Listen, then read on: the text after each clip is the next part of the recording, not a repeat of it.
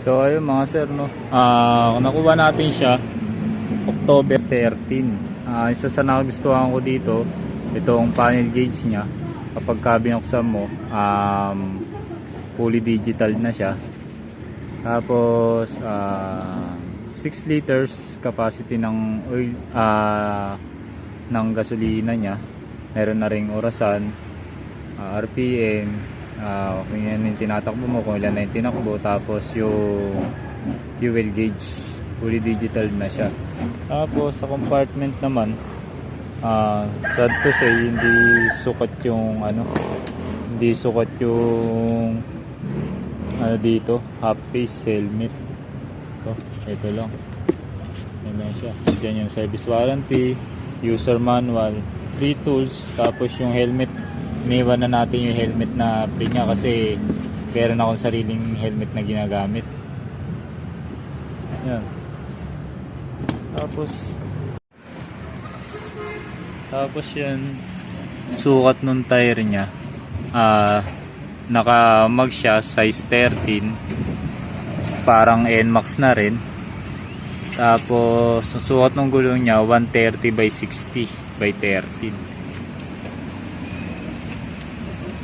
Disc brake na rin yung likuran niya, pero hindi siya naka ABS. Ayan.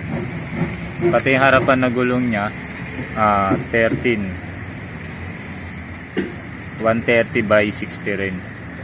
Ayan, medyo madumi lang kasi gamit na eh. Napamasok ko na, binyahe ko kahapon. Tapos dito sa fuel tank niya, yung bukasan niya is dito sa baba, para ka na rin sa NMAX talaga. Yan. Dito naanohan siya ng tubig, ayan, goma.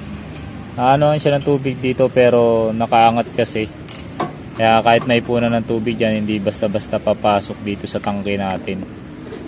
Mas meron na rin rubber dyan para hindi siya pasukan ng tubig. Sa mga nagbabalak kumuha, marami naman na siyang color variant. Meron na siyang black, glossy black katulad nito, matte black, tapos may glossy red, glossy blue, pearl white. Meron na siya. Talagang 20,400. So ayun na nga guys, yun na nga yung unit natin na Easy Ride 150 ng Motorstar.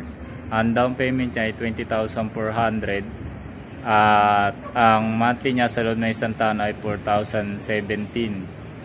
Tapos may rebate pa yun kung sa branch kayo maghuhulog, 300 yung rebate niya. Kung Cebuana or Metrobank, 400 naman ang rebate niya. Pero meron din yun sa 1.5 year, nasa 2,817 yung monthly niya.